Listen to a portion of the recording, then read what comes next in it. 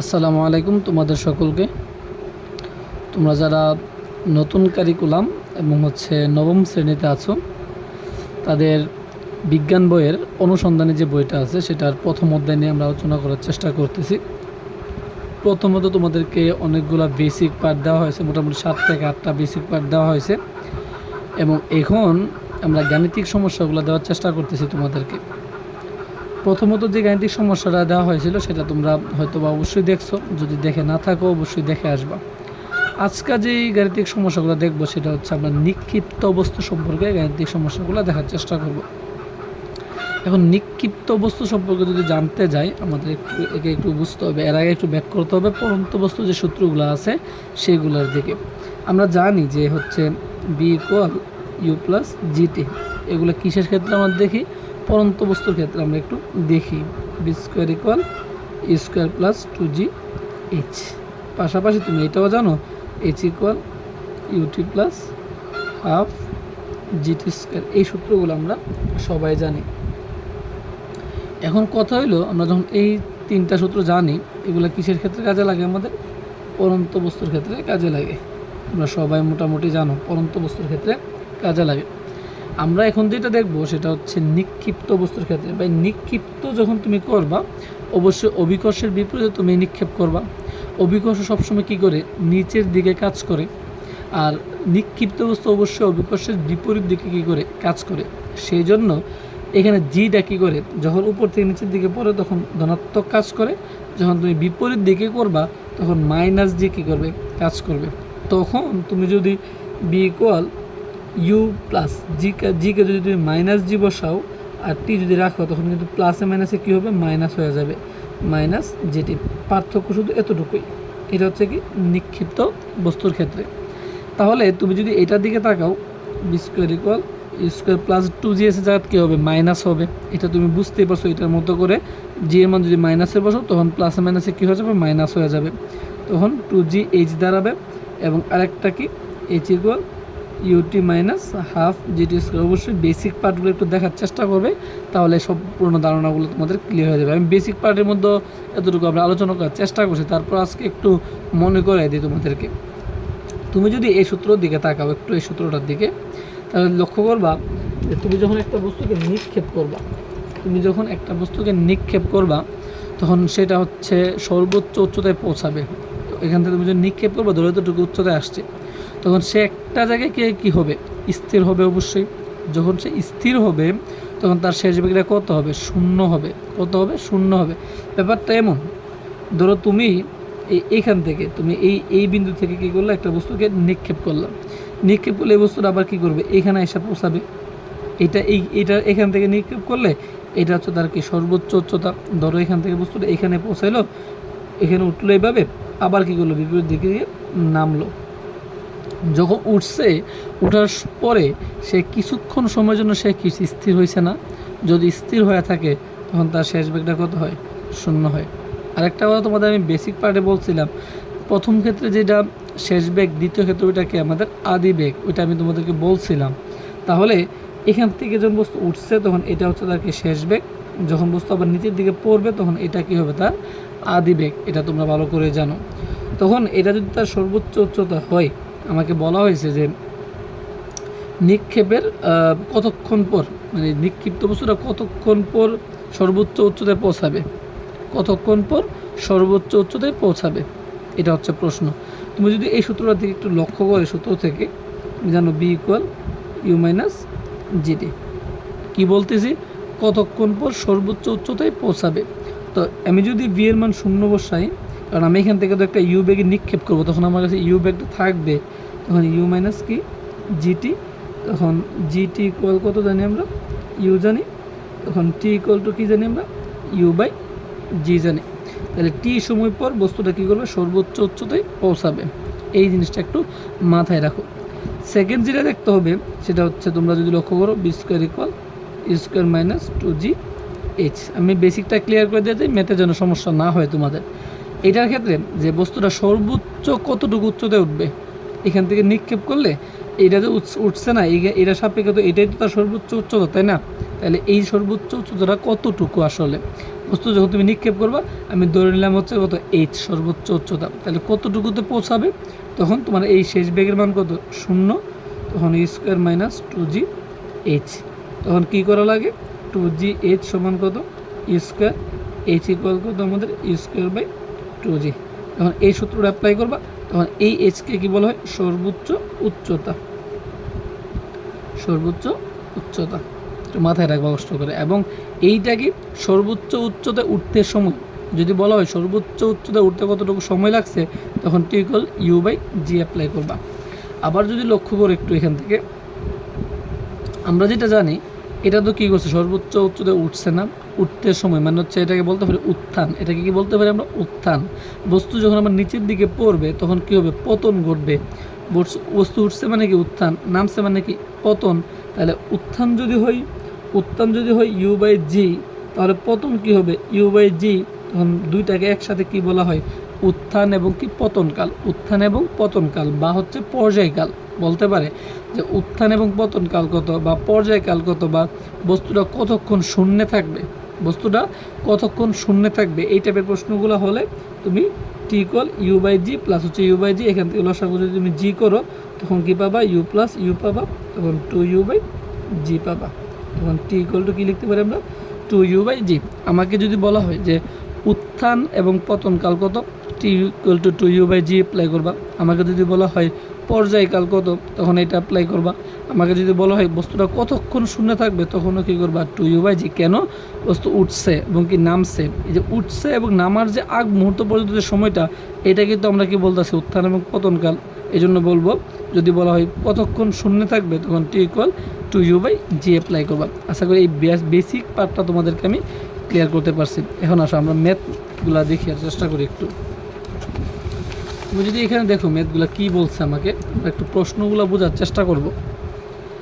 এখানে বলা হয়েছে যে একটি বস্তুকে 30 মিটার পার সেকেন্ড বেগে, একটা বস্তুকে 30 মিটার পার সেকেন্ড বেগে খাড়া উপর দিকে কী করছে ছুড়ে দেওয়া হলো। কত বেগে 30 মিটার পার সেকেন্ড বেগে খাড়া উপর দিকে ছুড়ে দিছি। তার মানে আমার কাছে তার আদি বেগটা কত দেওয়া আছে ইউ দেওয়া আছে। একটু মনোযোগ দিবা। বলা হয়েছে যে 4 সেকেন্ডে বা 4 সেকেন্ড পরে বস্তুর অবস্থান কোথায়। তার মানে আমি যখন নিক্ষেপ করছি, এই নিক্ষেপের 4 সেকেন্ড পর বস্তুটা কত উচ্চতায় উঠবে, এটা প্রশ্ন করা হয়েছে। তুমি যদি একটু লক্ষ্য করো বেসিক পার্টটার মধ্যে, আমাকে বলা হয়েছে যে 4 সেকেন্ড পর বস্তুটা কত উচ্চতায় উঠবে। তুমি যদি এই সূত্রটা অ্যাপ্লাই করো, তুমি কি পাবা যে 4 সেকেন্ড পর বস্তুটা কত উচ্চতায় উঠছে, এখানে কি এইচ আছে নাই। তুমি যদি এটার দিকে তাকাও যে 4 সেকেন্ড পর বস্তুটা কত উচ্চতায় উঠবে, তুমি কি এটা পাবা। যেহেতু নিক্ষেপ করছে তাহলে অবশ্যই আমার এখানে আসতে হবে সূত্রগুলোর ক্ষেত্রে। তা এরা হচ্ছে কি কিসের ক্ষেত্রে, নিক্ষিপ্ত বস্তুর ক্ষেত্রে। কিসের ক্ষেত্রে, নিক্ষিপ্ত বস্তুর ক্ষেত্রে। তাহলে তুমি যদি তাকাও এখানে তো সময় নাই, তাহলে তো আমার এইচ আছে, এইচ বের করতে পারবো, কিন্তু সময় তো নাই। কিন্তু এটার দিকে তাকাও, তোমার কাছে এইচ আছে, তোমার কাছে ইউ আছে, তোমার কাছে জি আছে, তুমি একটা কী করতে পারবা, তোমার কাছে টিও আছে, তুমি এইচের মানটা কী করতে পারবা, বের করতে পারবা। তাহলে এটা অ্যাপ্লাই করলে আমাদের মিলে যাবে। তাহলে আসো আমরা একটু ম্যাথগুলো সলভ করার চেষ্টা করি। কি বলছে আমাদের যে 4 সেকেন্ড পর বস্তুটা এই কোথায় অবস্থান করবে, তাই না। তাহলে লিখবা যে 1 নম্বর দেওয়া আছে গিভেন আদিবেগ, কষ্ট সুন্দর করে একটু সাজায় লিখবা যে আদিবেগ ইকুয়াল কত 30 মিটার পার কত সেকেন্ড, 30 মিটার পার সেকেন্ড দেওয়া আছে তোমার কাছে। আর কি দেওয়া আছে 4 সেকেন্ড পর বলছে, তার মানে সময় লিখবা, সময় টি ইকুয়াল কত 4 সেকেন্ড। বলছে কত কোথায় থাকবে, তার মানে এইচ ইকুয়াল কত হোয়াট লিখবা, যা আমরা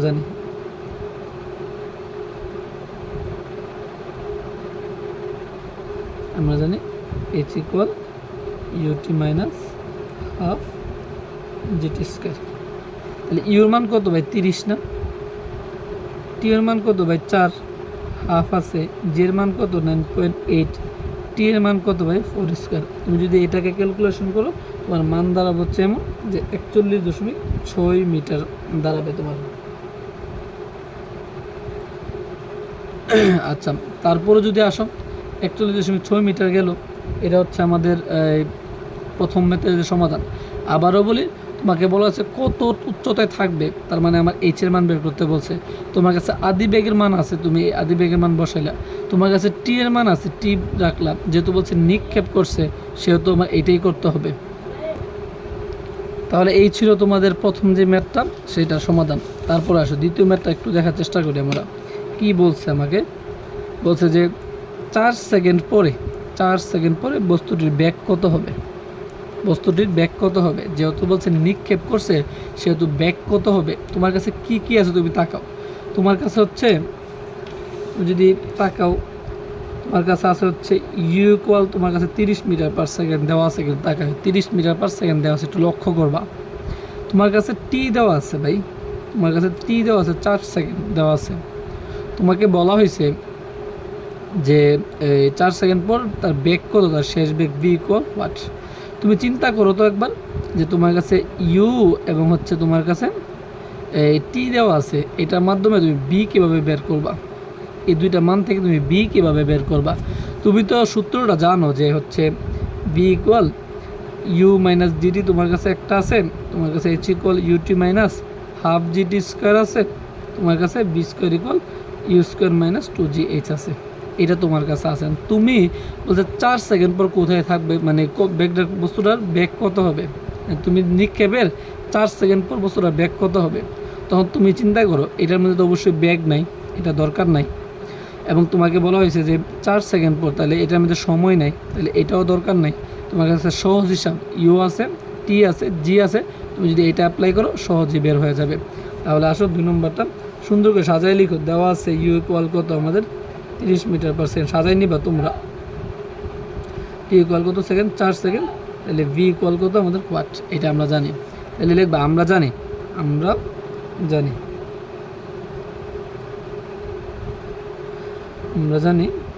B equal u minus gt. তাহলে ইউর মানটা কত ভাই 30 না, ইউর মান হচ্ছে কত আমাদের 30, সির মান হচ্ছে 9.8, আর টির মান হচ্ছে আমাদের কত 4 সেকেন্ড। এটাকে তুমি যদি ক্যালকুলেশন করো তোমার মানটা দাঁড়াবে হচ্ছে এমন যে -9.2 মিটার পার সেকেন্ড, খুব সম্ভবত এরকম একটা মান দাঁড়াবে। তারপর তোমরা একটু ক্যালকুলেশন করে নিবা এটা কত আসে। আশা করি বুঝাইতে পারছি এটা। 3 নম্বরে যে বলছে তোমাকে কি বলছে, বস্তুটি সর্বোচ্চ কত উচ্চতায় উঠবে, তাহলে একটু আগে তোমাকে আমি বলছি যে সর্বোচ্চ উচ্চতা যেটা এইচ ইকুয়াল কি স্কোয়ার বাই 2g, তাহলে সর্বোচ্চ উচ্চতা যেহেতু বলছে তুমি জানো যে 3 নম্বরটা কত h equal u square by 2g, তুমি এটা জানো স্কোয়ার বাই 2g। তুমি যদি এই ইউর মান কত ভাই 30 দেওয়া ছিল না, 30 মিটার পার সেকেন্ড বেগে নিক্ষেপ করে, তাহলে ইউর মান তুমি যদি 30 বসাও, 30 স্কোয়ার 2 আছে এবং কত 9. এটা তুমি এটাকে যদি ক্যালকুলেশন করো তোমার মান দাঁড়াবে হচ্ছে খুব সম্ভবত 45.9 মিটার। তারপর একটু ক্যালকুলেশন করে নেবা, যেহেতু সর্বোচ্চ উচ্চতায় বলছে। আমি তোমার বেসিক পার্টের মধ্যে ক্লিয়ার করে দিয়ে আসছি সর্বোচ্চ উচ্চতা কীভাবে আসে।